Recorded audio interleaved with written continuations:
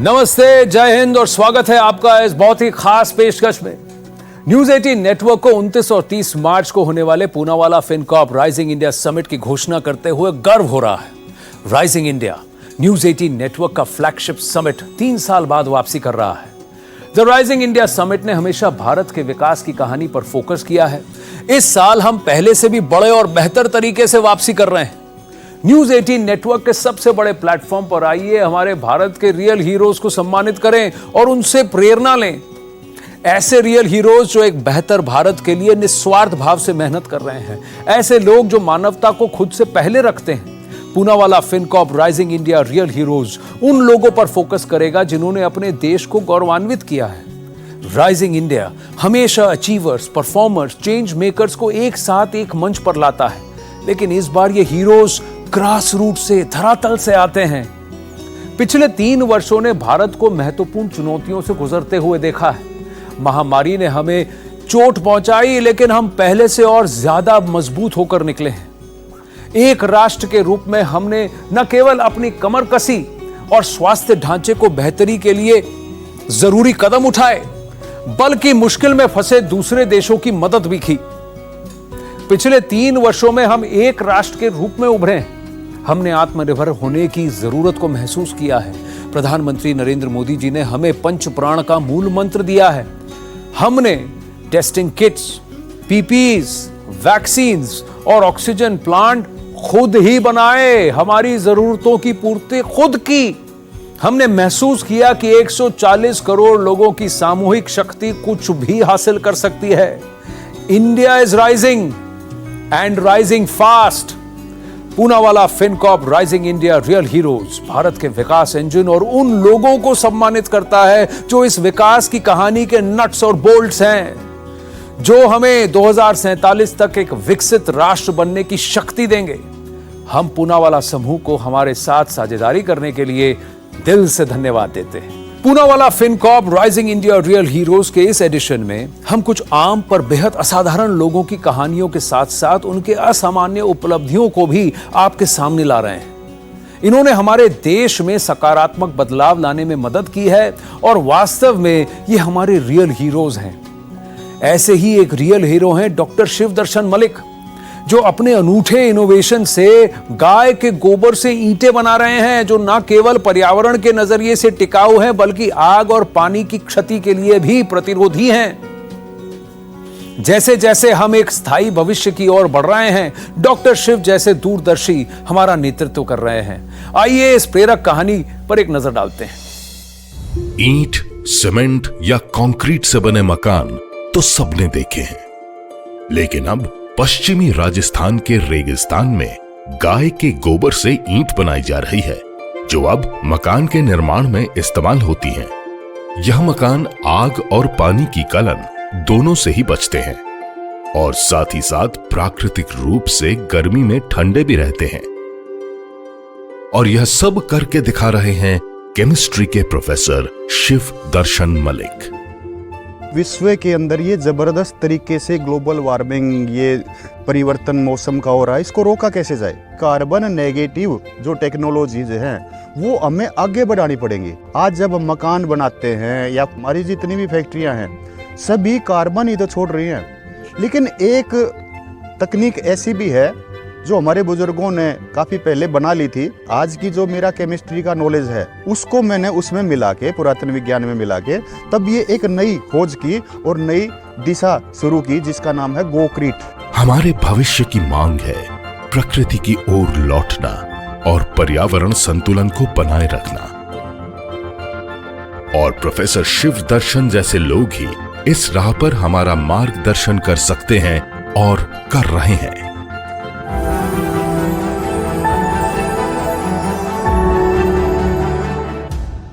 आपने जरूर सुना होगा कि संगीत कुछ लोगों की रगों में दौड़ता है। हमारी अगली कहानी एक ऐसी शख्सियत की है जिनको विरासत में संगीत मिला है। सुनीता जिंगरन शर्मा ने 4 साल की उम्र से अपनी संगीत की यात्रा की शुरुआत की और तब से ये भारतीय विरासत को संरक्षित करने के लिए प्रतिबद्ध हैं। आज ये भारत की समृद्ध सांस्कृतिक विरासत की प्रतीक हैं और उनकी संगीत यात्रा उनकी कड़ी मेहनत और प्रतिबद्धता का प्रमाण है। आइए उनकी कहानी पर करीब से नजर डालते हैं। संगीत उन्हें विरासत में मिला। उनके परनाना बैजू बावरा और तानसेन के गुरु रहे हैं।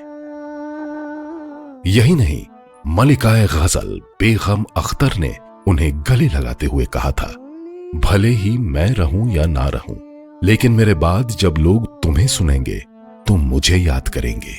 हम बात कर रहे हैं शास्त्रीय संगीत गायिका सुनीता झिंगरन की।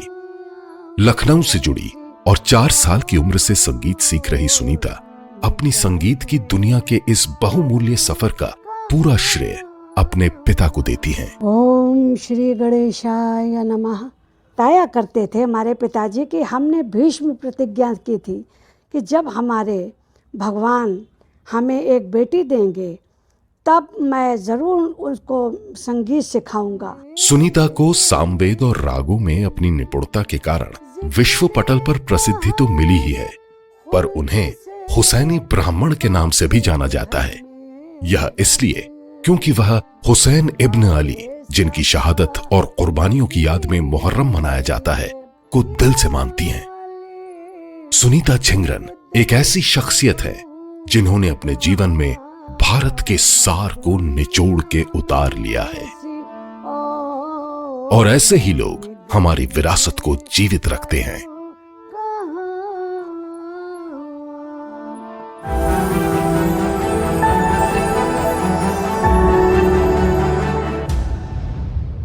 हमारे अगले रियल हीरो हैं इंद्रपाल सिंह बत्रा, जो वाराणसी बनारस के गौरैया संरक्षणवादी हैं, जिन्होंने अपना जीवन गौरैया संरक्षण के लिए समर्पित किया है। अपने घर में ही 150 से ज्यादा गौरैयों के साथ इंद्रपाल सिंह बत्रा अपने मिशन के लिए प्रतिबद्ध हैं। एक घर, घोंसला, भोजन और पानी, इंद्रपाल इन पक्षियों की सभी जरूरतें पूरी करते हैं। आज वो कई लोगों के लिए प्रेरणा बन गए हैं और उनके प्रयासों को प्रधानमंत्री नरेंद्र मोदी द्वारा भी मान्यता दी गई है। चलिए उनकी अटूट प्रतिबद्धता की कहानी पर एक नजर डाल लेते हैं। सुबह सुहानी लगती है अगर कानों में चहचहाती हुई गौरैया की आवाज पड़ती है, पर अब यह मधुर आवाज शहरों में मुश्किल से ही सुनाई देती है। कुछ लोगों को यह बात बेहद खटकती है और उनमें से एक है वाराणसी के श्रीनगर कॉलोनी निवासी इंद्रपाल सिंह बत्रा, जिनकी नींद किसी अलार्म से नहीं बल्कि गौरैयों की मधुर आवाज से खुलती है। इन्होंने अपना जीवन गौरैया के संरक्षण और उनके अस्तित्व को बचाने के लिए समर्पित कर दिया है। इनके घर में 150 से अधिक गौरैया फुदकती हुई मिलेंगी, जो उनके आशियाने में परिवार का हिस्सा बनकर रहती हैं। जब मैं छोटा था तो मुझे काफ़ी चिड़िया दिखाई देती थी, गौरैया, बहुत ज़्यादा गौरैया। लेकिन एक समय के बाद जब पूरा बनारस कंक्रीट का जंगल हो गया तो चिड़िया विलुप्त होने लगी, जो कि मैं महसूस करने लगा। तो 1 सवा इंची का घोंसले में छेदा करके और सीमेंट के संग जाम करा दिया और चिड़िया बड़े आराम से उसमें आती जाती है। सिर्फ बत्रा जी ही नहीं बल्कि उनका संपूर्ण परिवार पक्षियों के साथ समय बिताता है और उनके संग खूब खेलता है। इस घरौंदे में पक्षियों के लिए संपूर्ण व्यवस्था है। चाहे कितने भी जोड़े आ जाएं, सभी के रहने से लेकर दाना पानी तक की पूरी सुविधा उपलब्ध है। अब तो इनके देखा देखी आसपास के लोग भी इस संरक्षण अभियान से जुड़ गए हैं। इस गौरैया के घरौंदे को देखने के लिए लोग दूर दराज से आने लगे हैं। अपने बसेरे में इन पक्षियों को आसरा देकर इन्होंने समाज में एक मिसाल रखी है। प्रधानमंत्री नरेंद्र मोदी जी ने भी मन की बात में इनकी काबिलियत का जिक्र कर इनका मनोबल बढ़ाया है।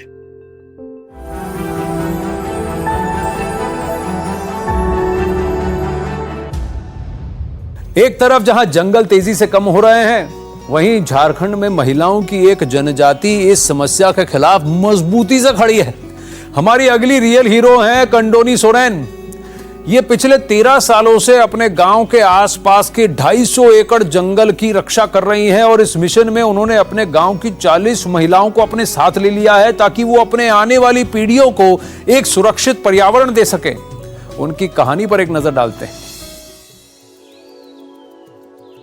जहां दुनिया भर में पेड़ काटे जा रहे हैं, वहीं झारखंड के पूर्वी सिंहभूम जिले के मुसाबनी प्रखंड में एक ऐसी महिला है जिसने संकल्प लिया है कि वह अपने प्रिय जंगल का ऐसा हश्र कभी नहीं होने देंगी।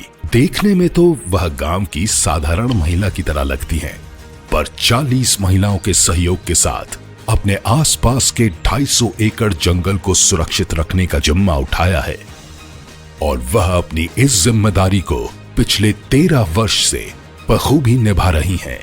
कंडोनी सोरेन, जिन्हें जंगल की शेरनी के नाम से जाना जाता है, 40 महिलाओं के साथ मिलकर यह समूह जंगल में पारंपरिक हथियारों से लैस नियमित पहरा लगाता है ताकि उनकी प्राकृतिक विरासत लालची टिम्बर माफिया की पहुंच से बाहर रहे। 2010 से हम लोग शुरुआत किए, एक टीम बनाए और हम लोग का पेड़ पौधे बचाने का एक मुहिम चला है। रास्ते में तो बहुत तरह तरह की दिक्कत और चुनौती का सामना करना पड़ता है। अपनी रोजमर्रा की जिंदगी के साथ ऐसा संरक्षण कार्य करना कोई आसान बात नहीं है। वह सुनिश्चित करती थी कि उसकी टीम के सभी सदस्यों को पर्याप्त मात्रा में भोजन प्राप्त हो और पानी की जरूरत को प्राकृतिक साधनों से पूरा करती थी। इसके अलावा वह 10,000 से अधिक पेड़ लगाने में भी अपनी महत्वपूर्ण भूमिका निभा चुकी हैं। आज के समय में वह युवा पीढ़ी को कमान संभालने के लिए प्रशिक्षण दे रही हैं, जो अपनी विरासत को सुरक्षित रखने के लिए बेहद उत्सुक और तत्पर है। कंडोनी सोरेन जैसे लोग ही यह सुनिश्चित करते हैं कि स्वार्थी और संकीर्ण प्रवृत्तियों की जीत न हो पाए और हम अपने आने वाली पीढ़ियों के लिए एक बेहतर दुनिया छोड़कर जाएं।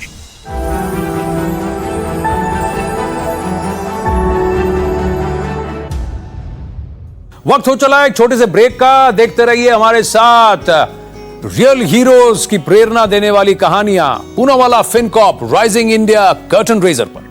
स्टे विद अस।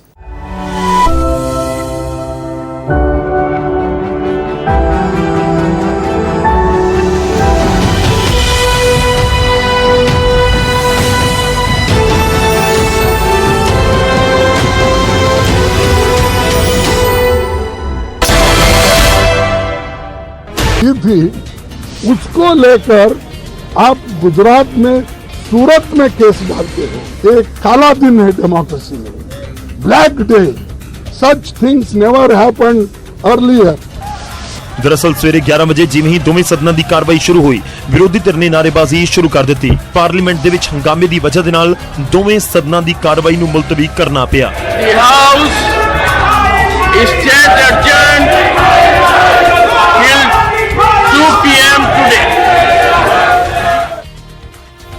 खैर मुद्दा राहुल गांधी की मैंबरशिप को रद्द किए जाने का, पर इस सब विचाले कार्रवाई रुकती हुई जरूर नजर आई है। उधर दिल्ली के मुख्यमंत्री अरविंद केजरीवाल के खिलाफ फर्जी ट्वीट करने वाले एक अणपछाते शख्स के उत्ते मामला दर्ज किया गया।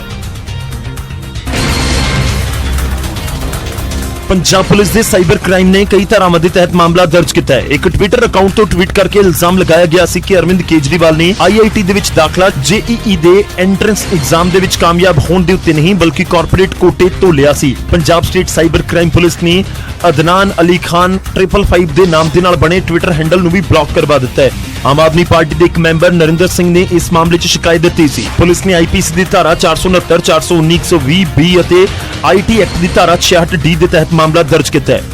नरिंदर सिंह ने साइबर पुलिस को दी गई अपनी शिकायत विच कहा सी कि इस ट्वीट का मकसद साजिश के तहत अरविंद केजरीवाल का अक्स खराब करना।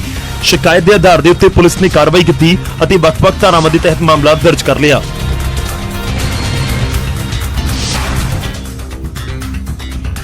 हुण अगली खबर दा रुख करदे हां। हुण किसी भी खाता धारक नूं फ्रॉड ऐलानण तो पहलां बैंकां नूं उसदा पक्ष सुनना जरूरी होवेगा।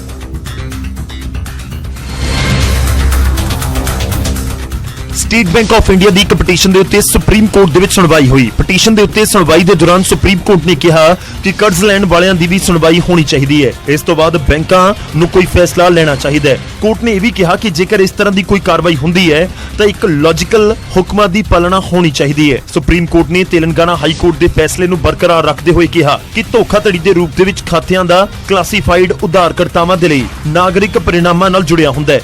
इसलिए अजिहे लोकां नूं सुनवाई का मौका ਦਿੱਤਾ ਜਾਣਾ ਚਾਹੀਦਾ ਹੈ। ਬੈਂਕਾਂ ਨੂੰ ਧੋਖਾਧੜੀ ਦੇ ਉੱਤੇ ਮਾਸਟਰ ਹੁਕਮਾਂ ਦੇ ਤਹਿਤ ਧੋਖਾਧੜੀ ਦੇ ਰੂਪ ਦੇ ਵਿੱਚ ਆਪਣੇ ਖਾਤਿਆਂ ਨੂੰ ਕਲਾਸੀਫਾਈਡ ਕਰਨ ਤੋਂ ਪਹਿਲਾਂ ਲੋਨ ਲੈਣ ਵਾਲੇ ਦੀ ਸੁਣਵਾਈ ਦਾ ਮੌਕਾ ਦੇਣਾ ਚਾਹੀਦਾ ਹੈ। ਇਸ ਦੇ ਵਿੱਚ ਕਿਹਾ ਗਿਆ ਕਿ ਕਰਜ਼ ਲੈਣ ਵਾਲਿਆਂ ਦੇ ਖਾਤੇ ਨੂੰ ਧੋਖਾਧੜੀ ਦੇ ਰੂਪ ਦੇ ਵਿੱਚ ਕਲਾਸੀਫਾਈਡ ਕਰਨ ਦੇ ਫੈਸਲੇ ਦਾ ਸਹੀ ਤਰੀਕੇ ਨਾਲ ਪਾਲਣਾ ਹੋਵੇ। ਖਬਰ ਜਲੰਧਰ ਤੋਂ। ਜਲੰਧਰ ਦੀ ਜ਼ਿਮਨੀ ਚੋਣ ਦੀਆਂ ਤਿਆਰੀਆਂ ਦੇ ਵਿਚਾਲੇ ਮੁੱਖ ਮੰਤਰੀ ਭਗਵੰਤ ਮਾਨ ਲਗਾਤਾਰ ਚੌਥੀ ਵਾਰ ਜਲੰਧਰ ਪਹੁੰਚੇ। ਦੀ ਫੇਰੀ ਮੌਕਾ ਸੀ ਵੇਰਕਾ ਮਿਲਕ ਪਲਾਂਟ ਦੇ ਨਵੀਨੀਕਰਨ ਦਾ। ਸੀਐਮ ਨੇ ਦਾਅਵਾ ਕੀਤਾ ਕਿ ਸਰਕਾਰ ਨੂੰ ਲੋਕਾਂ ਨੇ ਇੱਕ ਬਟਨ ਦੱਬ ਕੇ ਬਣਾਇਆ ਹੈ, ਪਰ ਸਰਕਾਰ ਰੋਜ਼ਾਨਾ 4-5 ਬਟਨ ਦੱਬ ਰਹੀ ਹੈ ਤਾਂ ਜੋ ਪੰਜਾਬ ਤਰੱਕੀ ਕਰ ਸਕੇ। 5 ਸਾਲਾਂ ਵਾਸਤੇ ਇੱਕ ਬਟਨ ਦੱਬਿਆ। ਮੈਂ ਹਰ ਰੋਜ਼ ਤਰੱਕੀ ਦੇ ਘੱਟੋ ਘੱਟ 4 ਤੋਂ 5 ਬਟਨ ਦੱਬਦਾ। ਇਹ ਤੁਹਾਡੇ ਵਾਲੇ ਬਟਨ ਕਰਕੇ ਹੈ। ਮੁੱਖ ਮੰਤਰੀ ਨੇ ਜਲੰਧਰ ਦੇ ਲਈ ਸਥਾਨਕ ਪੱਧਰ ਤੇ ਵੀ ਕਈ ਐਲਾਨ ਕੀਤੇ ਅਤੇ ਦਾਅਵਾ ਕੀਤਾ ਕਿ ਕਈ ਮੁਸ਼ਕਲਾਂ ਦੂਰ ਕੀਤੀਆਂ ਜਾਣਗੀਆਂ। ਜੋ ਜਲੰਧਰ ਤਾਂ ਕੋਈ ਸਾਡੇ ਲਈ ਕੋਈ ਖਾਸ ਗੱਲ ਨਹੀਂ। ਜਲੰਧਰ ਸ਼ਹਿਰ ਨੂੰ ਨਮੂਨੇ ਦਾ ਸ਼ਹਿਰ ਬਣਾਵਾਂਗੇ। ਜਲੰਧਰ ਸ਼ਹਿਰ ਨੂੰ ਇੱਕ ਚਮਕਾ ਦੇਾਂਗੇ ਸ਼ੀਸ਼ੇ ਵਾਂਗੂ ਜਲੰਧਰ ਸ਼ਹਿਰ ਨੂੰ। ਲੋਕ ਸਭਾ ਸੀਟ ਦੀ ਜ਼ਿਮਨੀ ਚੋਣ ਦੀਆਂ ਸਰਗਰਮੀਆਂ ਦੇ ਵਿਚਾਲੇ ਮੁੱਖ ਮੰਤਰੀ ਖੁਦ ਚੌਥੀ ਵਾਰ ਹਲਕੇ ਦਾ ਦੌਰਾ ਕਰਨ, ਫਿਰ ਫਰਕ ਤਾਂ ਪੈਂਦਾ। ਸਟਰੀਟ ਲਾਈਟ ਦੇ ਲਈ 5 ਕਰੋੜ ਰੁਪਏ ਦੀ ਰਾਸ਼ੀ ਸੂਬਾ ਸਰਕਾਰ ਵੱਲੋਂ ਖਰਚੀ ਗਈ ਹੈ। ਮਾਨਯੋਗ ਮੁੱਖ ਮੰਤਰੀ ਸਾਹਿਬ ਦਾ ਬਹੁਤ-ਬਹੁਤ ਧੰਨਵਾਦ। ਚੌਧਰੀ ਸੰਤੋਖ ਸਿੰਘ ਦੇ ਦੇਹਾਂਤ ਤੋਂ ਬਾਅਦ ਜਲੰਧਰ ਦੀ ਲੋਕ ਸਭਾ ਸੀਟ ਖਾਲੀ ਹੋਈ ਹੈ ਤੇ ਜਲਦ ਉੱਥੇ ਜ਼ਿਮਨੀ ਚੋਣ ਹੋਣ ਜਾ ਰਹੀ ਹੈ। ਅੱਗੇ ਵਧਦੇ ਤੇ ਗੱਲ ਕਿਸਾਨਾਂ ਦੀ ਕਰਾਂਗੇ। ਕੁਦਰਤੀ ਕਰੋਪੀ ਦੀ ਮਾਰ ਚੱਲ ਰਹੇ ਕਿਸਾਨਾਂ ਦੇ ਲਈ ਮੁੱਖ ਮੰਤਰੀ ਨੇ ਸੋਮਵਾਰ ਨੂੰ ਮੁਆਵਜ਼ੇ ਦਾ ਅਧਿਕਾਰਿਕ ਐਲਾਨ ਵੀ ਕੀਤਾ ਅਤੇ ਇਹ ਐਲਾਨ ਇੱਕ ਉੱਚ ਪੱਧਰੀ ਮੀਟਿੰਗ ਤੋਂ ਬਾਅਦ ਕੀਤਾ ਗਿਆ। ਸੀਐਮ ਦੀ ਅਗਵਾਈ ਦੇ ਵਿੱਚ ਹੋਈ ਮੀਟਿੰਗ ਦੇ ਵਿੱਚ ਖੇਤੀਬਾੜੀ ਮੰਤਰੀ ਦੇ ਨਾਲ-ਨਾਲ ਸੂਬੇ ਦੇ ਮੁੱਖ ਸਕੱਤਰ ਅਤੇ ਵੱਡੇ ਅਧਿਕਾਰੀ ਵੀ ਸ਼ਾਮਲ ਹੋਏ। ਮੁੱਖ ਮੰਤਰੀ ਨੇ ਐਲਾਨ ਕੀਤਾ ਕਿ ਕਿਸਾਨਾਂ ਨੂੰ ਦਿੱਤੇ ਜਾਣ ਵਾਲੇ ਮੁਆਵਜ਼ੇ 'ਚ 25% ਦਾ ਇਜ਼ਾਫਾ ਕੀਤਾ ਗਿਆ ਹੈ। ਜਿਹੜੇ ਪੁਰਾਣੇ ਤਰੀਕੇ ਮੁਤਾਬਕ ਵੱਧ ਤੋਂ ਵੱਧ ਨੁਕਸਾਨ ਦਾ 12000 ਰੁਪਏ ਦਿੱਤਾ ਜਾਂਦਾ ਸੀ। 75% ਤੋਂ 100% ਤੱਕ ਦਾ 12000 ਰੁਪਇਆ ਦਿੱਤਾ ਨਹੀਂ ਜਾਂਦਾ ਸੀ, ਐਲਾਨ ਕੀਤਾ ਜਾਂਦਾ ਸੀ, ਮਿਲਦਾ ਨਹੀਂ ਸੀ। ਕਈ ਵਾਰੀ ਤਾਂ ਜ਼ਖਮਾਂ ਤੇ ਨਮਕ ਛਿੜਕਿਆ ਜਾਂਦਾ ਸੀ। 54 ਰੁਪਏ ਨੂੰ ਚੈੱਕ ਦਿਆ ਜਾਂਦਾ। ਸੀਐਮ ਨੇ ਪਿਛਲੀਆਂ ਸਰਕਾਰਾਂ ਤੇ ਇਲਜ਼ਾਮ ਲਗਾਏ ਕਿ ਕਿਸਾਨਾਂ ਨੂੰ ਮੁਆਵਜ਼ਾ ਦੇਣ ਵੇਲੇ ਪਿਛਲੀਆਂ ਸਰਕਾਰਾਂ ਕਹਿੰਦੀਆਂ ਕੁਝ ਹੋਰ ਸੀ ਤੇ ਕਰਦੀਆਂ ਕੁਝ ਹੋਰ ਸੀ। ਜਿੰਨਾ ਵੀ ਫਸਲਾਂ ਦਾ ਨੁਕਸਾਨ ਹੋਇਆ ਉਹ 'ਚ 15000 ਰੁਪਇਆ ਇੱਕ ਏਕੜ ਦਾ, ਯਾਨੀ ਕਿ 25% ਅਸੀਂ ਵਾਅਦਾ ਕਰਤਾ ਉਹ ਮਿਲੂਗਾ ਤੇ 33% ਤੋਂ 75% ਤੱਕ ਜਿਹੜਾ ਪਹਿਲਾਂ 5400 ਸੀ ਉਹ ਹੁਣ ਅਸੀਂ ਵਧਾ ਕੇ 25% ਵਧਾ ਕੇ 6750 ਰੁਪਏ ਕਰਤਾ। ਮੀਂਹ ਦੀ ਮਾਰ ਦਾ ਅਸਰ ਚੱਲ ਰਹੇ ਕਿਸਾਨਾਂ ਨੂੰ ਮੁਆਵਜ਼ੇ ਦਾ ਐਲਾਨ ਤਾਂ ਕਰ ਦਿੱਤਾ ਗਿਆ, ਪਰ ਜੇਕਰ ਮੁਆਵਜ਼ਾ ਸਮਾਂ ਰਹਿੰਦਿਆਂ ਕਿਸਾਨਾਂ ਦੇ ਖਾਤਿਆਂ 'ਚ ਪਹੁੰਚੇਗਾ ਤਾਂ ਇਸ ਨਾਲ ਫਰਕ ਤਾਂ ਪਏਗਾ। ਤਾਂ ਹੁਣ ਸਵਾਲ ਇਹ ਹੈ ਕਿ ਮੁਆਵਜ਼ੇ ਵਾਲਾ ਮੱਲਮ ਕਦੋਂ ਤੱਕ ਆਖਿਰ ਲੱਗਦਾ ਹੈ ਕਿਸਾਨਾਂ ਨੂੰ, ਕਿਉਂਕਿ ਮੀਂਹ ਤੇ ਗੜੇਮਾਰੀ ਦੀ ਵਜ੍ਹਾ ਦੇ ਨਾਲ ਨੁਕਸਾਨ ਤਾਂ ਵੱਡੇ ਪੱਧਰ ਉੱਤੇ ਹੋ ਚੁੱਕਿਆ ਹੈ। ਉਧਰ ਫਸਲਾਂ ਦੇ ਲਈ ਮੁਆਵਜ਼ੇ ਦਾ ਐਲਾਨ ਬੇਸ਼ੱਕ ਮੁੱਖ ਮੰਤਰੀ ਨੇ ਕਰ ਦਿੱਤਾ, ਪਰ ਇਸ ਤੇ ਸਿਆਸਤ ਵੀ ਗਰਮਾਈ ਹੋਈ ਹੈ।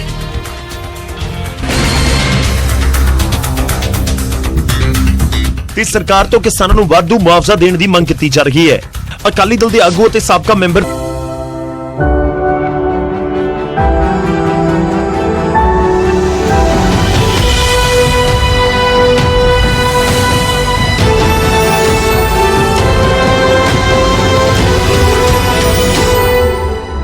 पूनावाला फिनकॉर्प राइजिंग इंडिया के कर्टन रेजर में आपका एक बार फिर से स्वागत है, जहां हम आपके लिए वास्तविक लोगों की कहानियां लेकर आ रहे हैं। ऐसे लोगों की कहानियां जो एक बेहतर भारत के लिए निस्वार्थ भाव से मेहनत कर रहे हैं। हमारी अगली कहानी डिजिटल इंडिया की ताकत को दिखाती है। छत्तीसगढ़ का एक छोटा सा गांव जो कभी इंटरनेट से अनजान था, अब 1000 यूट्यूबर्स का घर है। हमारे रियल हीरो गुलाब सिंह यदू के विजन के सहारे गांव कंटेंट क्रिएटर्स का केंद्र बन गया है और बढ़ती डिजिटल क्रांति में योगदान दे रहा है। गुलाब यदू की कड़ी मेहनत और उनके विजन ने उनके गांव को रचनात्मकता और नवाचार के केंद्र में ले आया है। यह कहानी इस बात का एक अनोखा उदाहरण है कि जब लोगों को सही संसाधनों तक पहुंच दी जाती है और उनकी क्षमता का एहसास कराने तक के लिए उनको सशक्त किया जाता है, तो हर चीज संभव होती है। आइए इनकी कहानी पर नजर डालते हैं। राइजिंग इंडिया में बड़ी नायाब कहानियां हैं। एक ऐसी ही कहानी है छत्तीसगढ़ के तुलसी गांव की, जहां 3000 की आबादी के गांव में 1000 यूट्यूबर हैं। जब भी आप अपनी नजर इस गांव की तरफ उठाओगे, आपको कोई कंटेंट बनाता दिखेगा। बच्चे मौजूद हैं जिनका भविष्य अंधेरे में है। हमारे अगले रियल हीरो विजय बरसे, इन्होंने एक साधारण से खेल की शुरुआत करके एक ऐसा आंदोलन शुरू किया है जिसने झुग्गी झोपड़ियों के अनगिनत बच्चों के जीवन को बदलकर उन्हें आशा और उद्देश्य दिया है। एक नजर डालें कि कैसे उनकी पहल स्लम सॉकर हमारे देश के भविष्य के लिए एक प्रकाश स्तंभ बन गया है। आज जब इंडिया राइज कर रहा है और विश्व पटल पर अपना नाम रोशन कर रहा है, कुछ ऐसे भी हैं जो पीछे छूटते जा रहे हैं। आज झुग्गियों के कुछ बच्चे अवैधिक कार्यों में घुस रहे हैं, जिनका रास्ता केवल जेल, अस्पताल या शमशान की तरफ जाता है। ज्यादातर लोग इसको देख के अनदेखा कर देते हैं, लेकिन जब विजय बरसे जैसे हीरो को ऐसी समस्या दिखती है तो वह उसका हल ढूंढने में लग जाते हैं। हर बच्चा इस इंतजार में रहता था कि जो बस आई है, ये बस से जो पैसेंजर उतरे हैं, इनका ध्यान कहाँ हटता है। इनका ध्यान हटा और ये उनकी बैग गायब। लेकिन मैंने इन्हीं बच्चों को एक दिन बारिश के समय प्लास्टिक की फूटी बकेट को किक करते हुए देखा। विजय ने उन बच्चों को एक फुटबॉल दी और उनको अपने साथ खेलने के लिए बुलाया, लेकिन बच्चों में फिर भी झिझक थी।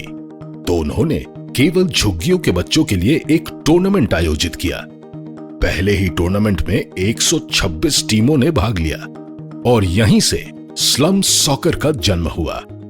आज हम जहाँ खड़े हैं, ये ऊंचाई है, टॉप, और इसके बिल्कुल नीचे अगर सोचेंगे तो कीचड़ का काला मैदान और उसके ऊपर नंगे चितड़े में खेलने वाले बच्चे, ये उसकी शुरुआत है। विजय यह समझ गए थे कि अगर बच्चों को असामाजिक और अवैध गतिविधियों से दूर रखना है तो उन्हें व्यस्त रखना होगा और एक लक्ष्य की ओर केंद्रित करना होगा। विजय बरसे एक सच्चे हीरो हैं जो यह सुनिश्चित करते हैं कि हमारे देश का भविष्य बरकरार रहे।